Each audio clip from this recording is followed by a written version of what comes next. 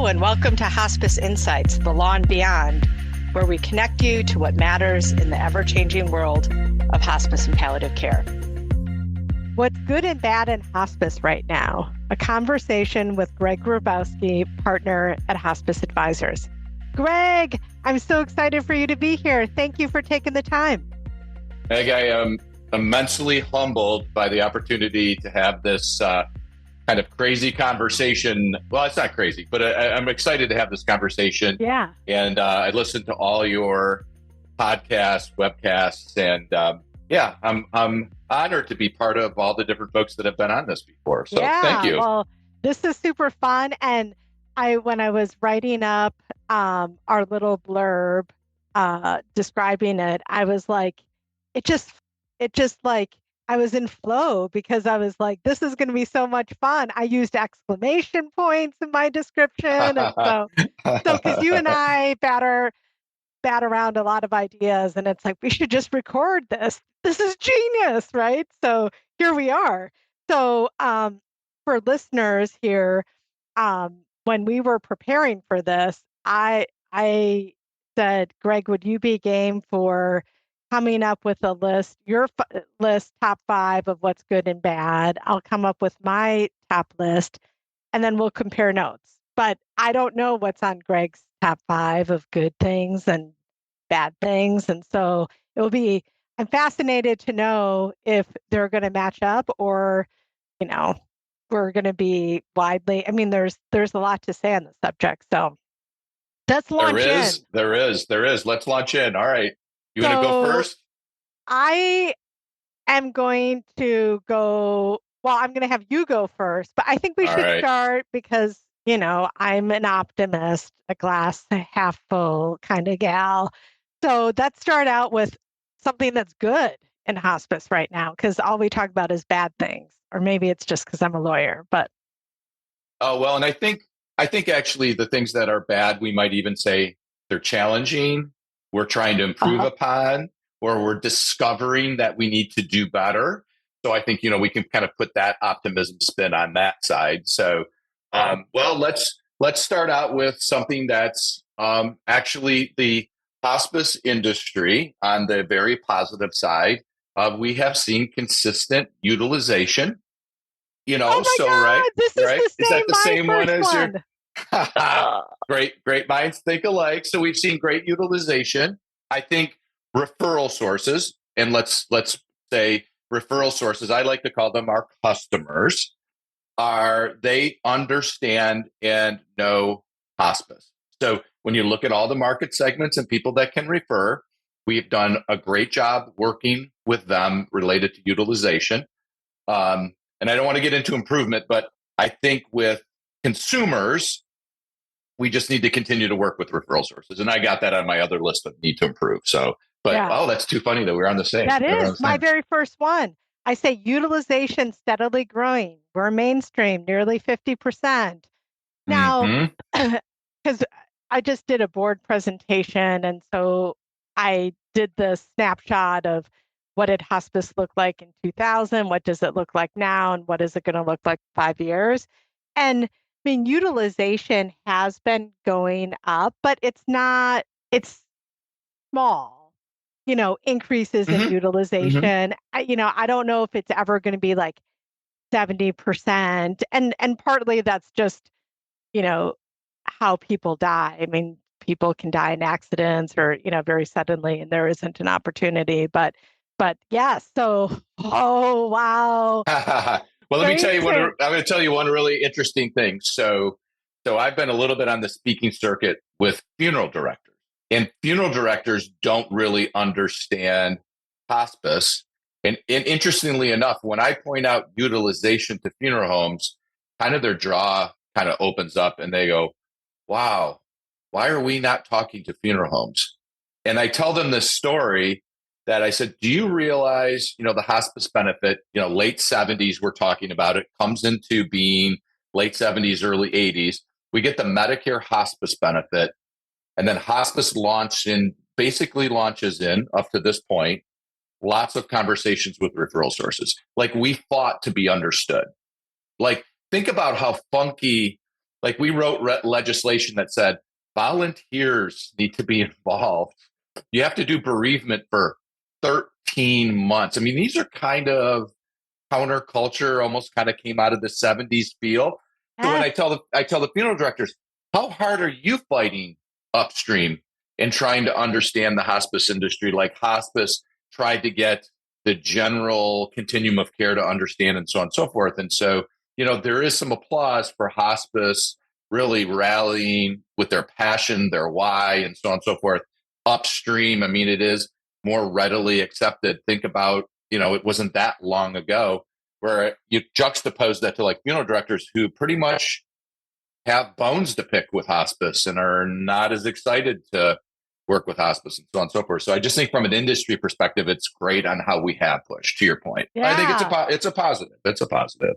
It's so funny you bring back, you know, our roots, because I'm going to then shift to something that's on my bad list, which is and it's a fear that I have had for some time now, is just that the unbundling of our service. And so the things that make us really unique, I feel like we're going to lose. So this more social model of healthcare where like you do have this volunteer requirement and bereavement and these things that are not medical and spiritual counseling, like that, as we get more like it mainstream and as a byproduct of getting more mainstream, I mean, we've seen that with SIA payments, like, well, it's only the nurse and social worker that can count. Like, if you call in that chaplain in the last 7 days of life, that doesn't matter. I mean, and then obviously we're elevating more and more the role of the physician and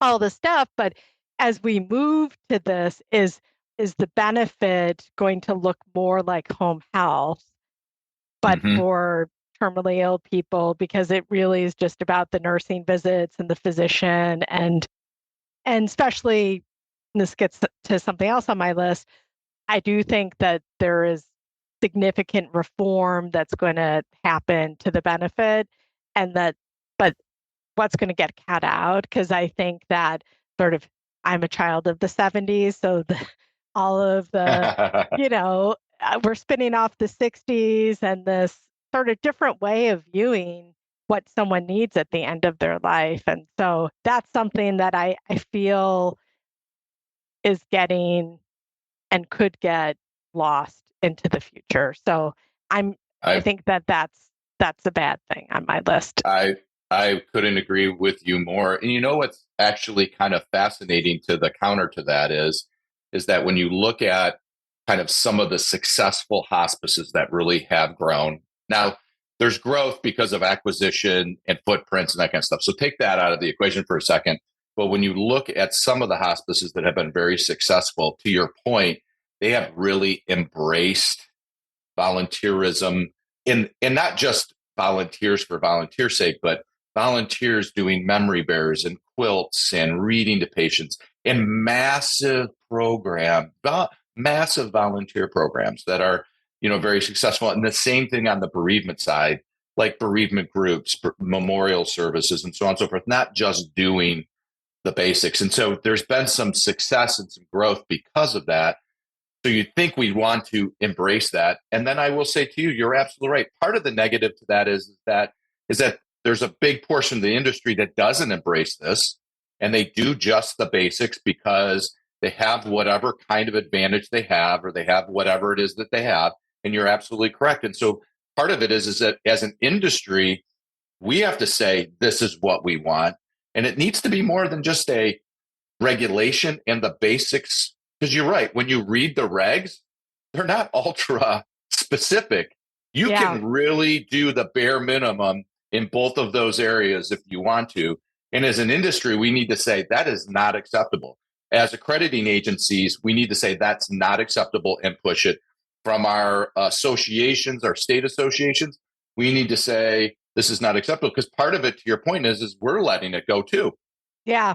Some of our hospices that have clout and power have basically, to your point, well, it'll be a lot easier if we don't have to like do a lot of these extra special things. And you're absolutely right. That's what makes hospice tick. I'm absolutely with you. Yeah. And so I don't want to lose the heart of hospice or the mission of hospice as we, work to transform and be a better version of who we are now. And we don't lose sight of that. So what's on your bad list? Well, the first thing on my bad list is we've done and I again, I don't want when I say these things, I'm not trying to overgeneralize. This is my perspective, my Yeah. thought, in case anybody gets. But I think we've done a really, really terrible job on talking to patients and families that are quote unquote not ready for hospice. So on the front end of things, I think we have not listened. I think we don't have great intake and admissions processes because I hear this all the time when I talk to patients and families. The doc referred me. I was in shock. Somebody came in the door and they wanted me to start signing a whole bunch of paperwork. And my understanding of hospice means my loved one is dying. This is a lot to take in within an hour. Yeah. I can tell you Undoubtedly. because I've been doing consulting now for a really long time, so over 8 years, I've sat in lots of intake departments and listened to phone calls.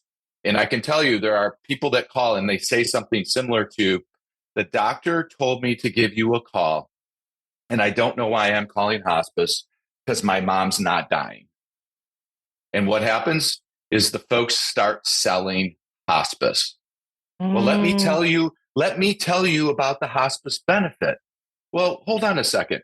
The woman just told you her mom's not dying.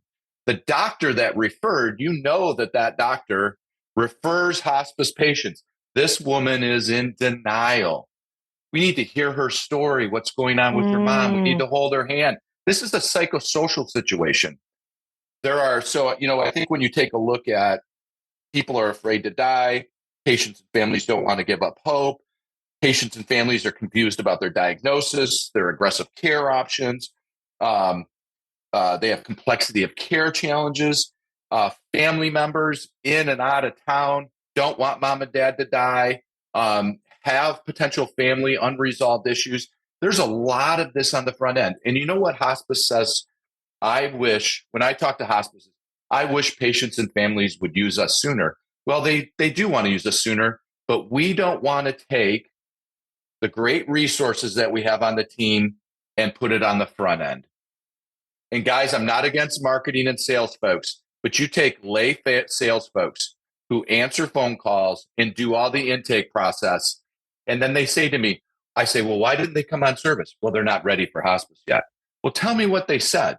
And I said, well, do you realize that this person's in denial? And do you have a master's in social work yeah. in order to handle that? And then, of course, they get bristle and they get defensive and say, well, I talk to family members all the time. And I say, yes, let's do guys. I have done so many retrospective studies where we take when these phone calls happen, whether it's from the referral source and then we call the family or the family calls in or when we're touching the patient.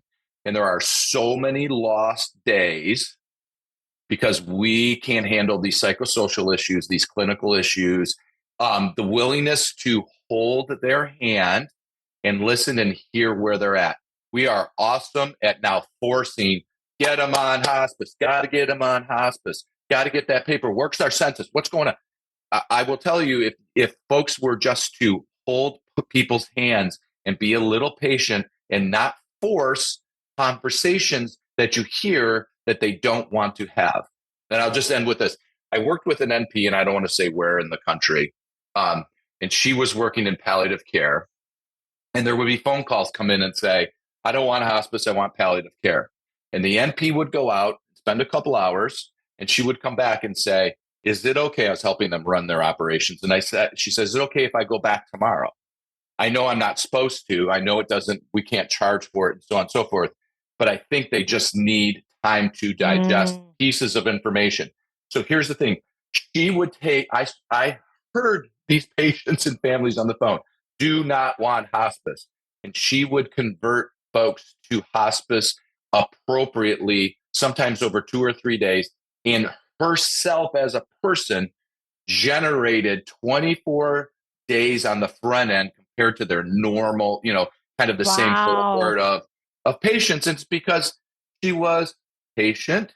She really understood end of life care. She really understood the psychosocial dynamics. And the biggest thing too is people don't when somebody says, well, there's hope for an experimental treatment, or you're on this medication, so on and so forth. So, anyways, I can go on and on. But the last thing I'm going to point out related to this is that same patient we're talking about right now, right? When they come on service, what happens? We listen, we do an assessment, we get all their Yeah. needs down. Social work says, I got to work with that daughter because my gosh, she Yeah. doesn't understand hospice, and she's got, anticipatory, big time anticipatory grief needs. And the team says, yeah. And so the team rallies, and then we do hospice. That same situation needs to happen on the front end. Yeah. Yeah. So, okay, that's my Well, big I improvement. love So, that. And again, mind meld here, but when you started saying this, um, and you ended up going there, it's like, do we have the wrong people doing this job? And it's like, clearly, we do. And you're bright-sided. You're so bright-sided. This is an opportunity. This is but absolutely, because I just think it is so weird because we have the skills on our team and we know that physicians don't like having these conversations. So we know that people are coming to us in exactly as you described. Like, I'm supposed to call you because my physician said so, but there wasn't a 2-hour conversation probably the physician had with the patient before they're calling us or their loved one. And so, yeah, that's really a wonderful well, observation. Well, let me tell you this. So I go out in the field a lot to try to understand. And so I've talked to referring physicians and I say, look, no offense, but the hospice team complains that you don't have the conversation. And he said, I had little training when I came through med school related to this. The majority of what I do is trying to cure. You're right. I'm not good at this. I thought hospice was going to be really good at this. Everybody tells me that they're this great end of life resource. And Greg, what I will tell you is I love their clinical team, but I don't trust, and this was the word he used, I don't trust hospice to come and have a compassionate conversation and try to meet the families where they're at. Every time I Mm, introduce hospice early, the families call me in panic and say they're trying to send an admissions nurse. Somebody came and they wanted me to sign paperwork and so on and so forth. And you told me they were going to talk to me about what are my options and so on and so forth. So, yeah, mm, I mean, I think this is to your point. Do we have the right resources, the right people? Are we handling it the right way? And in general, I'm going to give it a big, this is going to be, I'm going to get in trouble, but I give it a big no. I give it a big no. yeah. And again, I think there's a place for sales and marketing. But with these kinds of patients that are not ready, this is not necessarily a good spot for lay people who, by the way, are usually freaked out. This is on my other list of, we'll just keep going with this, but um, that are incentivized by quotas. We all know that they exist. And the quotas are related to admission bonuses. And sometimes there's immense pressure. So they get in there and all they can feel is, I gotta get the signature. I gotta get the signature. And to your point on the front end, this is kind of where this is not so good for the industry. And Yeah. there are plenty of patients and families that will continue to use hospice. We don't have to have super aggressive techniques and stuff. So, anyways, Yeah. yeah. Well, and I Mm-hmm. think that, this shifting to the good here, um, and I think this ties in. I mean, I think that we're getting out of our box a little bit because we're trying to get upstream. And it's like, who cares if they end up going on hospice if I can provide support to them in other ways, whether that's palliative care or I'm doing home health or I have a cool case management project or product that I'm doing with like a managed care or Medicare Advantage plan or, whatever. But like, Mm-hmm.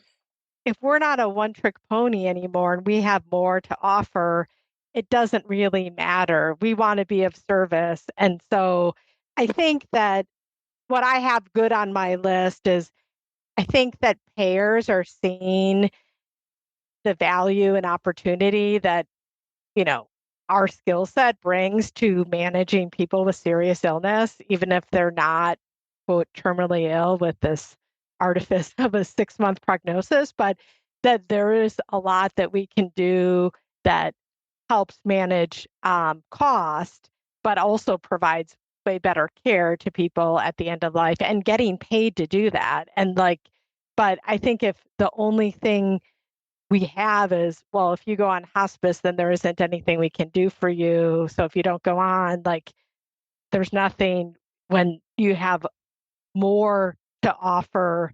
I think the challenge historically has always been, well, I got to get paid to do that, right? Because there's something called beneficiary inducement. And I think that that's always been a real challenge to the growth of palliative care and the growth of some of the stuff. But in my practice, I'm seeing meaningful shift in working with ACOs and working with Medicare Advantage plans. Even though VBID's away, I don't think that palliative care was really growing as a result of that. But I think Medicare Advantage plans are interested in working with us, even if it's not like traditional hospice. And so I think there's a real opportunity there for us. So maybe Hmm. that can also be a cure for like if I am only having one thing I can offer people, I want to put them in that box and who cares? If they're not ready to be there, then I can still be of service to you.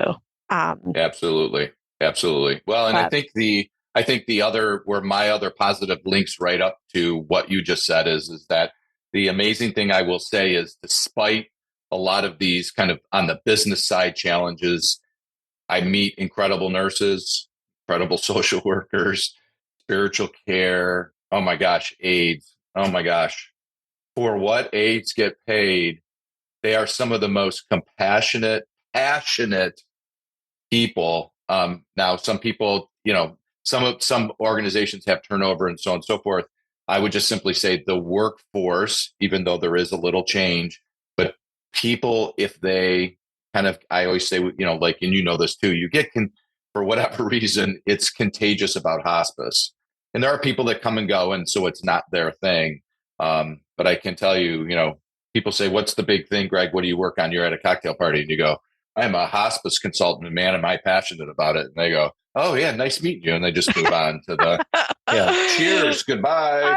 I know. So it's kind of Oh, they're like hospice, yeah. So yeah. yeah. So, but I think there are on the plus side, there really is the workforce that is passionate.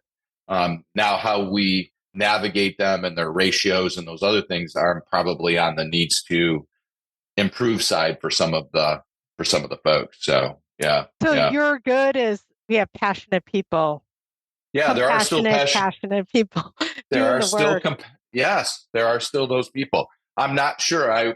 On my flip side, I'm not sure that we have all our business folks aligned around that as well. So yeah, Well, and maybe I'm going to stick with the good because it sort of goes with what okay, you're saying.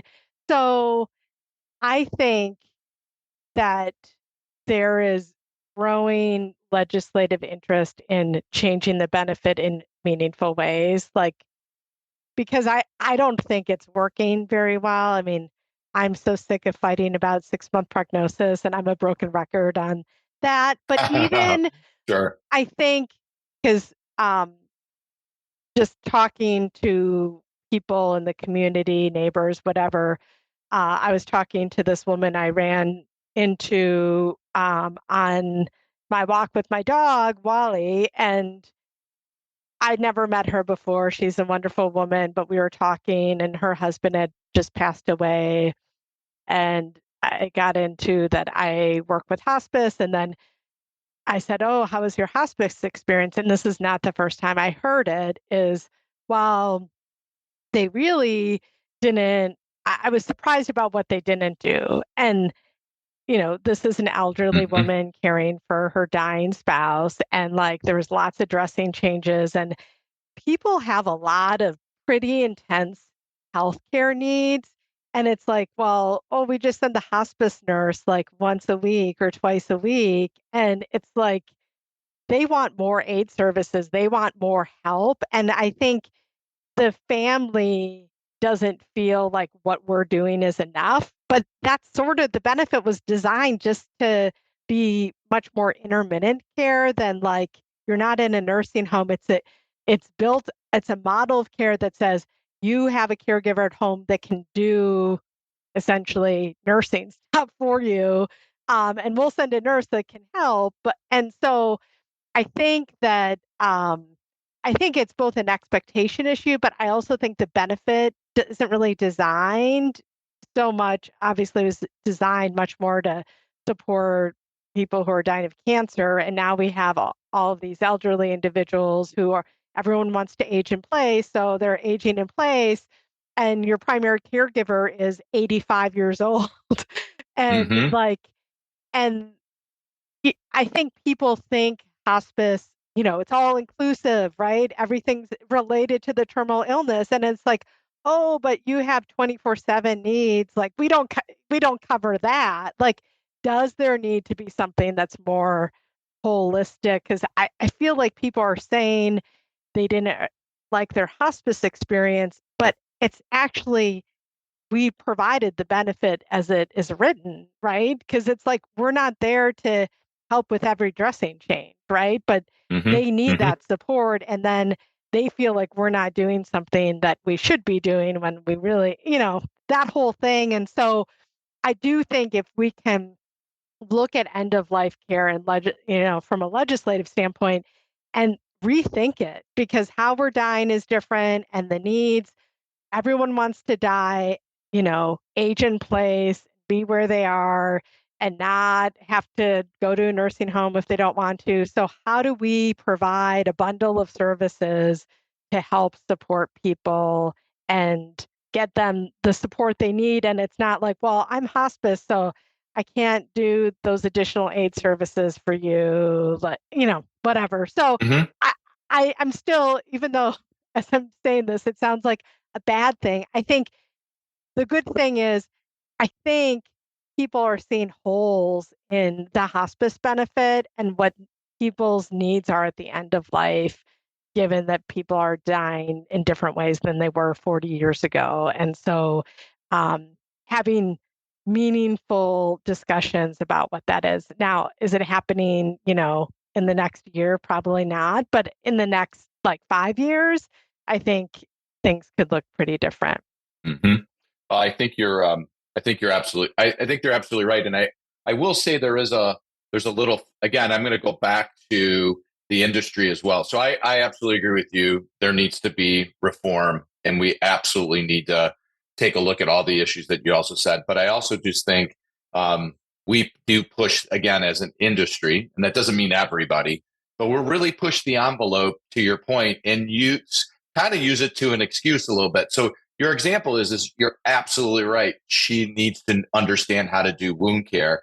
But on the flip side, did the nurse really have time on the front end?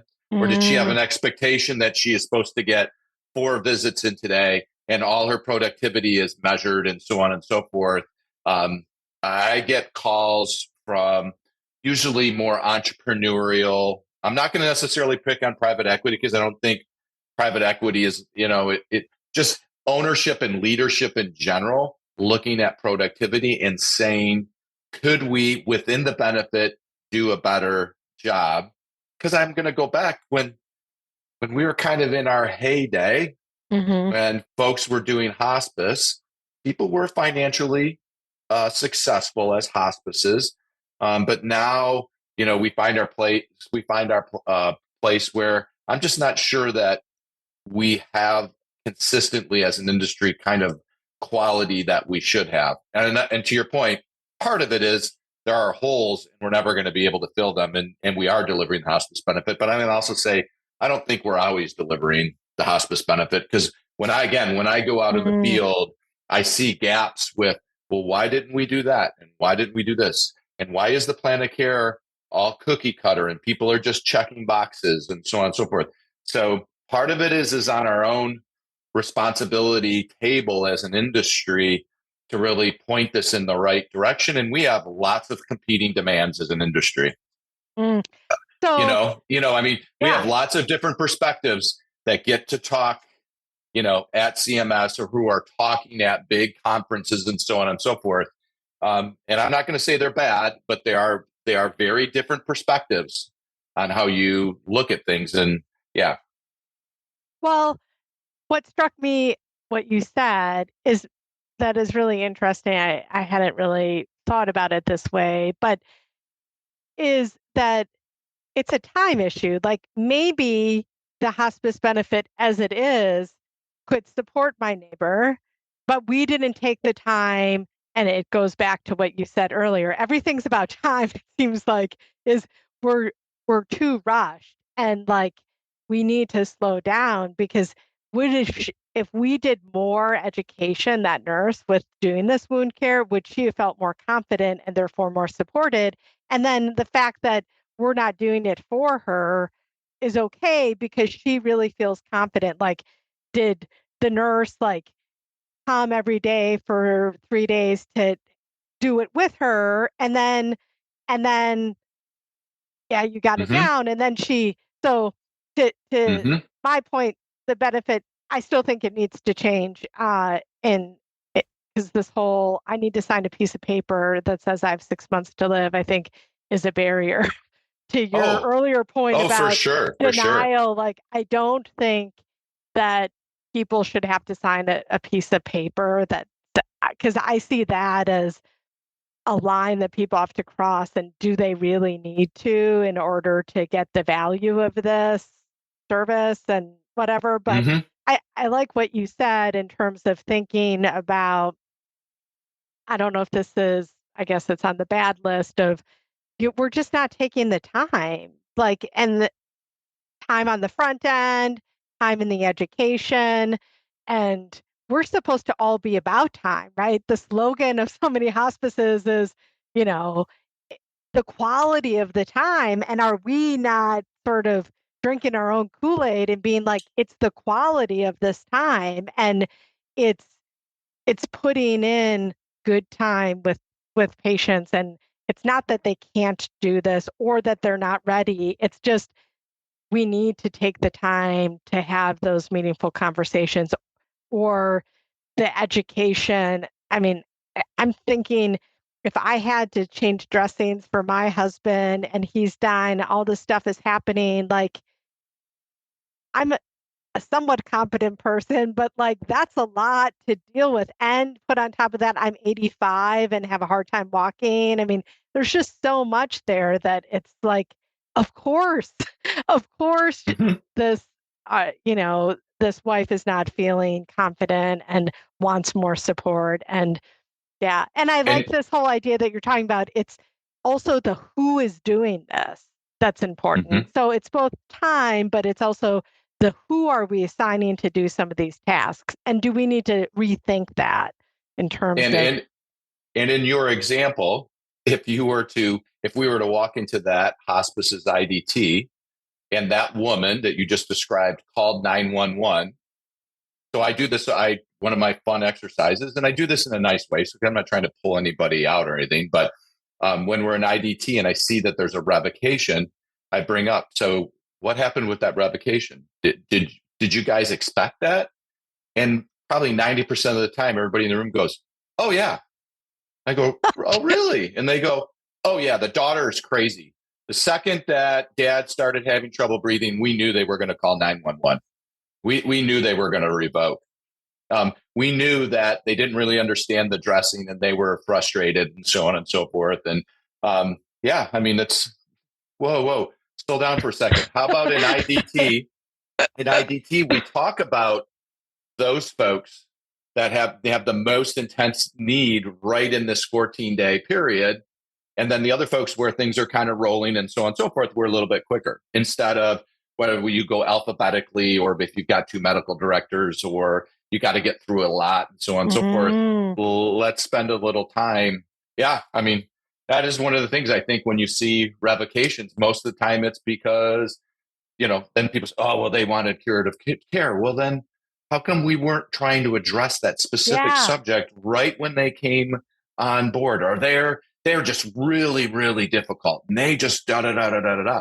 Well, But again, how long have they been on service? Should we have not been able to work with it? And don't get me wrong, there are patients that probably Hmm. you're never going to not have them kind of Yeah. revoke or potentially need to be discharged for cause. But there is a whole subset to your point where I just think, yeah, and don't get me wrong, I think the benefit, if it was more robust, would help this. But I also think in the current environment, we could do better.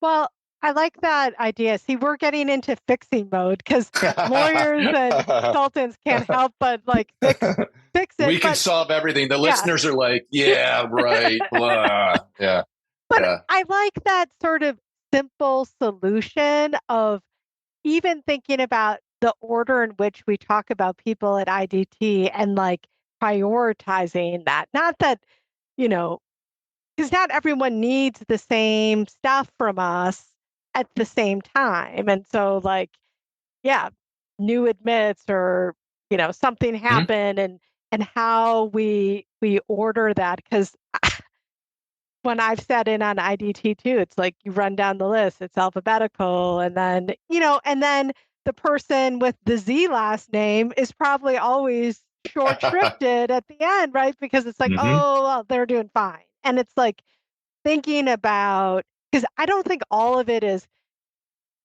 even though I think there's roles for technology and all this other stuff, but the old fashioned like operational, like how who's doing it, how much time are we taking doing this task? Are we ordering things right? Like, not all of this has to be like fancy and cost lots of money, right? Um, Correct. so, Mhm. anyway, I, And I think that's a great observation. And so, well, I'm going to say something as we wrap up here. I'm going bad list now. I mean, I okay, don't think okay. we can talk about bad without talking about just this really suffocating enforcement environment and just the deluge of audits that good providers are getting that are taking up so many resources of folks. And I mean, I think everyone agrees like people should get reviewed, but this data analytics that the government claims is behind these reviews, we just had a case that it started out as an 80% denial rate, and then after ALJ, the error rate's less than 1%. What happened there? Like, that Yeah. just seems like a big waste of time, including for the government. Like, so at the end of the day, you collected $7,000 of, this overpayment. I mean, that's misguided on so many different levels. And there's many, many stories out there. And I think that um, you talk to anyone that knows anything about the hospice industry, and they would say, okay, look at these 5 data points. And then focus on those things, not length of stay, right? Because if you do have a tail, everyone should have people that have the good fortune of outliving their 180-day prognosis. That's not bad. You're actually doing hospice. Someone who like doesn't ever have that, they're not doing things right, and they're going to have a high live discharge rate. Everyone knows that. Go look at the people with a high live discharge problem. Those are probably the people, not like the easy like length of stay. Like, this person was on service for 5 years. Well, sometimes that does happen because every Mhm. story that someone was on for 5 years, like, they are not like running marathons and doing stuff. It's like, I'm contracted, weighing 70 pounds, being fed by a syringe or something. And it's like, Mhm. I can't explain medically why this person is still alive, but they are. And, I mean, so I just feel that there's just a lot of regulatory burden um, that is, and obviously now we're going to have a lot more survey scrutiny, which is going to bring civil monetary penalties, as well as, all these overpayment audits that we're dealing with. And so I think there needs to, hopefully we can crack open a discussion with the government about, we're not saying don't audit, but what's in your magic box about data analytics? Because I think there's a mismatch here, and this isn't really good for having the desired outcome really for anyone. You're I'm a 100%. There are really good hospice organizations that are caught in this doom loop that you said that they have Yeah. to work through. It costs lots of money, lots of angst. People get very upset. Oh my gosh, yes, you are 100% correct, and it's the data piece of this is not working. You know, it's actually crazy, and I know this is going to sound way overly simplistic, but to your point, if you went into a specific community with all the smart hospice people, literally everybody would start pointing based on analytics, not just hearsay and stuff. But you could go into literally, I mean, I go into towns to try to help clients. And by the time I'm finished, I know who are the folks that are, and by being on the ground, egregious ones that are those are the folks that the government needs to be paying attention. And the crazy thing is not only while you're in an ADR, TPE, ZPIC, and all these other like that, there's your competitor who's not on that, who by the way is, and this is on my, there are lots of Alzheimer's, dementia, Parkinson's patients that do not belong on hospice. We know it. We see it all the time.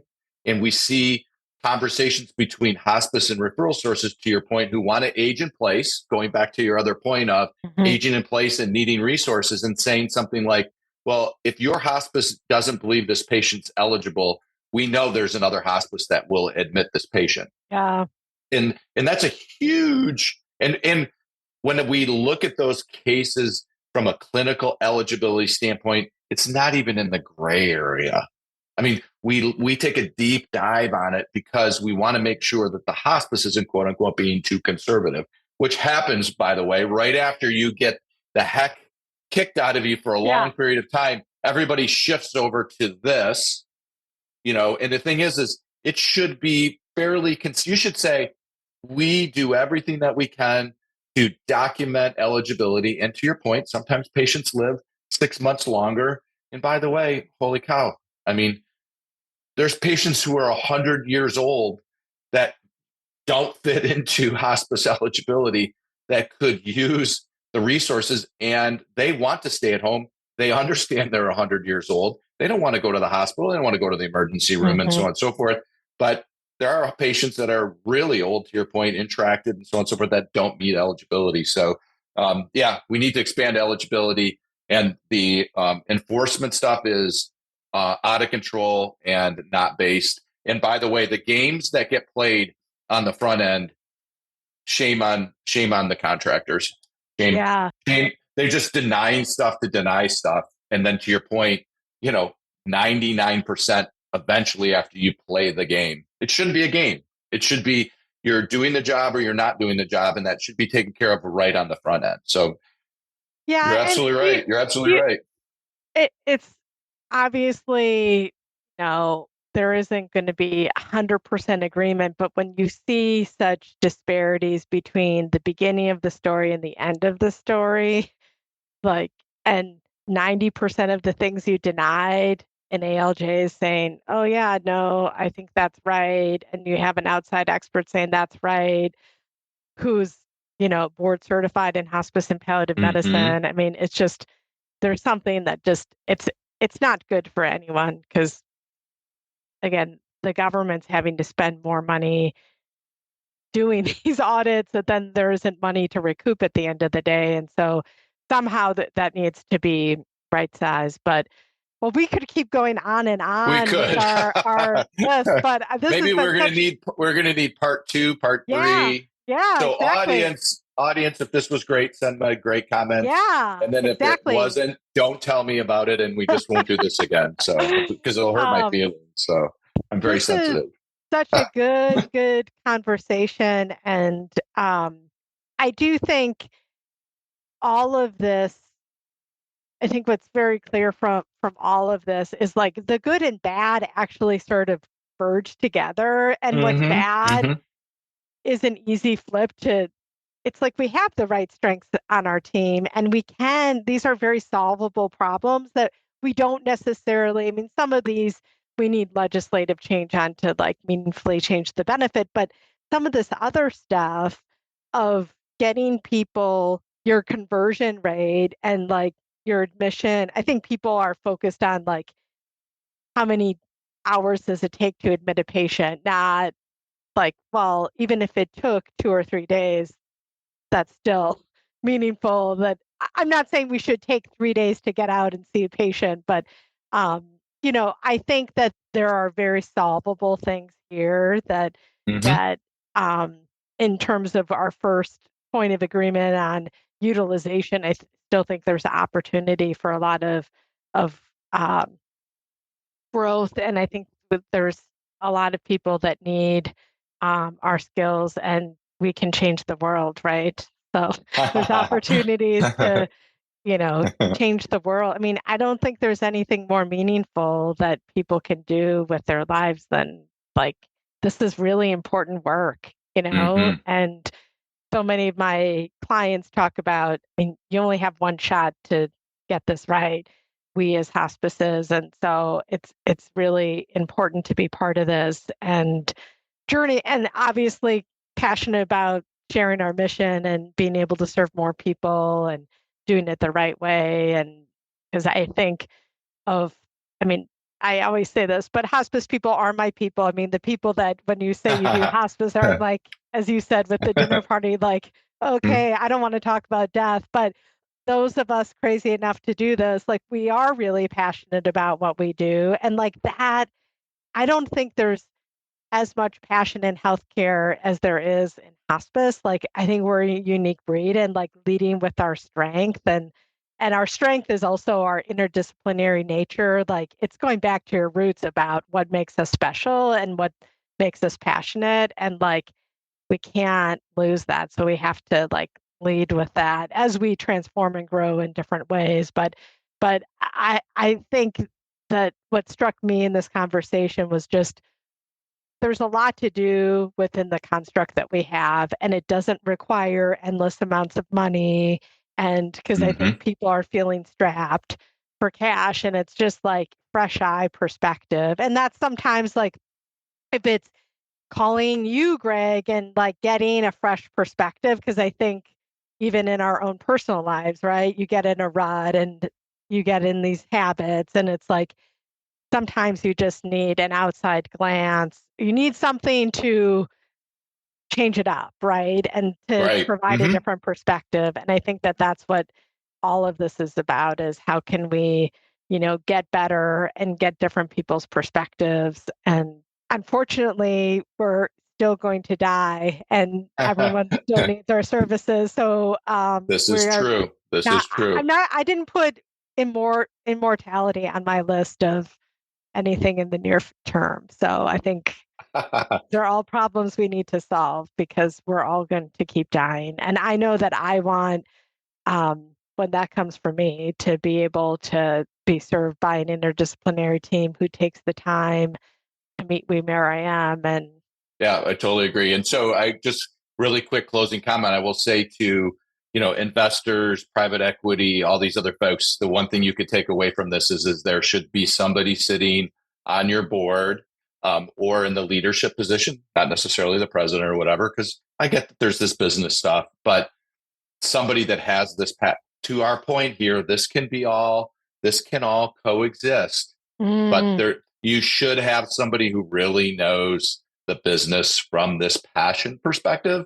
And then how do you balance out all the competing needs? Whether you're a nonprofit or a for-profit, everybody still has to have some kind of bottom line, whether you have investors and stockholders or whether you have donors and so on and so forth. And so choose wisely on your leaders. Um, Talk to if you don't know the business, then you have to like be a study of meeting other people that are known that can even help you select, because leadership now is couldn't be more important than it ever has been. So that's my last little absolutely. I piece think there. So such a good point. So, well, all you and I right. both have passion, compassion, like everything in space. So, because you and I are just going to solve all the world's problems. Well, at I least didn't for get the down. last 6 months of life. So Correct. And I didn't even get all the way down our list. So we may have to do part two, yeah, we maybe. may have to So, do round two. And all who right. knows, maybe that's the 2025. We can kick off Okay. 2025, like with our wish list for 2025. So There you go. Yeah. anyway, well, I so love talking to you. This is so much fun. And it invigorates me because, obviously we all get it, deep into problems, but like I've been doing this for 25 years and it's fun to talk to other people who are passionate and want to, because I think there's burnout that happens and like this invigorates me. So thanks for invigorating me, Greg. It is my pleasure. Thank you. It was a pleasure to be on. Thank you very much. Thank you. Well, that's it for today's episode of Hospice Insights, The Law and Beyond. Thank you for joining the conversation. To subscribe to our podcast, visit our website at hushblackwell.com or sign up wherever you get your podcasts. Until next time, may the wind be at your back.